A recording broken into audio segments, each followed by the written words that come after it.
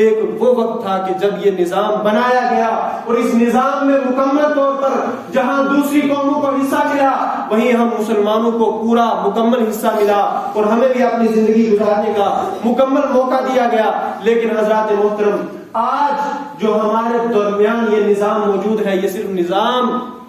ایک نام کے لیے موجود ہے. نہ وہ دستور جیسا بنایا گیا تھا ویسے اس پر عمل ہو رہا ہے, نہ وہ دستور جن دفعات کو لے کر جو آرٹیکل اس دستور میں شامل کیے گئے تھے نہ ان آرٹیکل پر آج عمل ہو رہا ہے. اس لیے کہ آپ دیکھیں گے کہ آج ان لوگوں کے ہاتھ میں حکومت آ گئی. آج 20-25 سال سے جب سارا نظام ان غیروں کے ہاتھ میں آ گیا ہم مسلمانوں کا نام و نشان مٹانے کے لیے تلے ہوئے ہیں. آپ دیکھیں جب 1400 سال پہلے مکہ کی سرزمین پر فتح مکہ ہوا تھا تو اس طرح جب فتح مکہ ہوا تھا تو اس وقت آقا کائنات صلی اللہ علیہ وسلم نے جب لشکر اسلامی نے مکہ شریف کو فتح کر لیا تھا تو اس وقت جتنے بھی کفار تھے جتنے بھی غیر تھے جو مسلمان نہیں تھے یہ وہ لوگ تھے. کون لوگ تھے جو قیدی ہو گئے تھے؟ یہ کون لوگ تھے جو فتح مکہ کے دن مسلمانوں کے ماتحت آ گئے تھے؟ مسلمانوں نے ان کو اپنے قید میں لا لیا تھا کیونکہ ان کو شکست فاش ہو گئی تھی, مسلمانوں کے زیر قبضہ آ گئے تھے.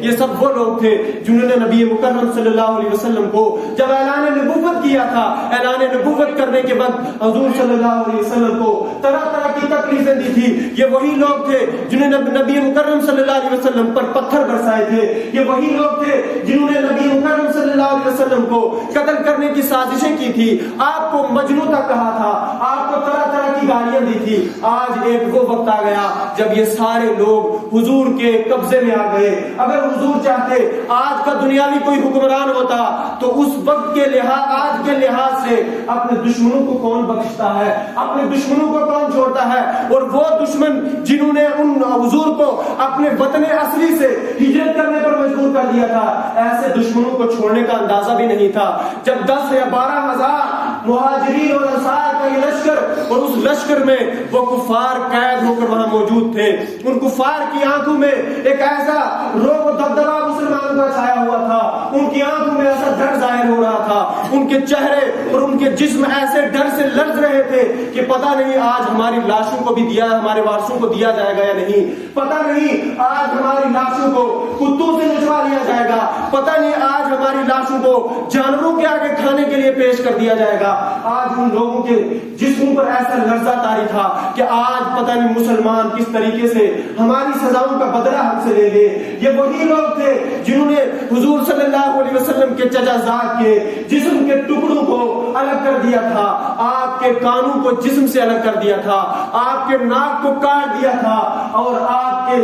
جو قلب مبارک تھا اس کے ٹکڑے ٹکڑے کیے تھے. یہ وہی لوگ آج جب وہ کافر تھے تو انہوں نے مسلمانوں پر ایسے ظلم کیے تھے, لیکن آج اللہ تعالیٰ نے 8 ہجری کو وہ دن لایا کہ جب یہ لوگ تمام قید ہو کر مسلمانوں کے ماتحت آ گئے. اب یہ لوگ ڈر رہے تھے کہ آج ہمارے ساتھ کیسا انصاف کیا جائے گا, آج ہمارے ساتھ کیا سلوک کیا جائے گا. لیکن قربان جاؤں آقا کائنات صلی اللہ علیہ وسلم کی حیات مبارکہ پر ہمارے ماں باپ آپ کی جان جو آپ کے اوپر نثار ہو جائیں, ان کی جانیں آپ پر فدا ہو جائیں, اس لیے کہ آپ دنیا کے لیے رحمت للعالمین بن کر آئے تھے. آپ اپنی رحمت للعالمین کا منظر دکھانا تھا. ایک طرف کفار ڈر رہے تھے, ایک طرف کفار کے دلوں میں لرزہ طاری تھا کہ آج ہمارا بچنا محال ہے, بچنا تو دور کی بات ہے, ہماری لاشوں کو ہمارے ورثاء کے سامنے نہیں پیش کیا جائے گا, پتہ نہیں ہماری لاشوں کے ساتھ بھی کیا سلوک کیا جائے گا. اس لیے کہ تاریخ کے اوراق بھرے پڑے ہیں کہ ان لوگوں نے مسلمانوں کے شہداء کے ساتھ کیا کیا ظلم کیے ہوئے تھے.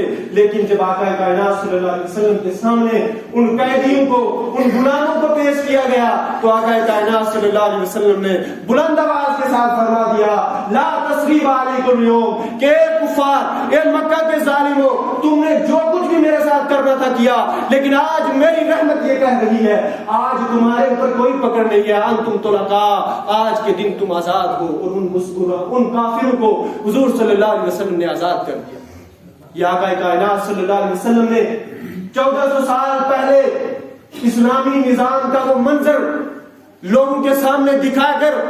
آج ساری کائنات انسانیت کے لیے ایک نصیحت آموز ایک ایسی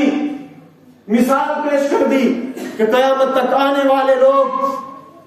ان کے ساتھ بھی طرح طرح کے واقعات ہوں گے.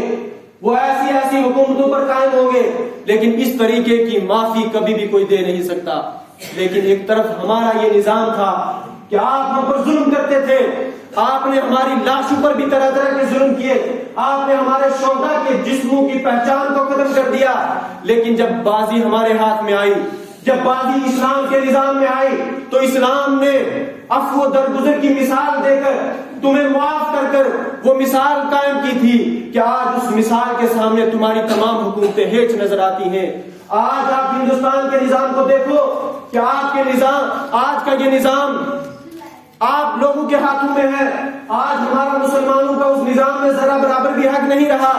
آپ کے دستور میں، ہندوستان کے دستور میں، ہمارے نظام میں ہمیں مکمل طور پر یہاں رہنے کی آزادی ہے۔ ہندوستان کا جو دستور لکھا گیا، اس کے آرٹیکل 19 میں ہر طرح کی آزادی یہاں کے باشندوں کو دی گئی۔ یہاں پہ آپ کو اسپیچ کی آزادی ہے، اظہار رائے کی آزادی ہے، بغیر کسی تکلف کے، بغیر کسی پابندی کے آپ اپنی بات کو ہندوستان کی گورنمنٹ تک پہنچا سکتے ہیں۔ آپ کسی تکلف کے بغیر، کسی بھی ڈر کے بغیر اپنی بات کو اعلیٰ سطح تک پہنچا سکتے ہیں۔ اس پر آپ کے خلاف کوئی بھی کارروائی نہیں کی جا سکتی۔ یہ ہندوستان کا کانسٹیٹیوشن کہتا ہے، اور ہندوستان کا کانسٹیٹیوشن میں جو ایکٹ نمبر 15 ہے، دفعہ نمبر 15 ہے، اس میں لکھا ہوا ہے کہ کسی بھی ہندوستان کے شہری کے ساتھ کسی اس کے مذہب کی وجہ سے، اس کی ذات کی وجہ سے، اس کی نسل کی وجہ سے، اس کے رنگ کی وجہ سے کسی طرح کا بھی امتیازی سلوک نہیں کیا جائے گا۔ غرض کہ وہ اپنے مذہب پر مکمل طور پر چل سکتا ہے، اگر وہ مسلمان ہے تو بحیثیت مسلمان اس کے ساتھ کوئی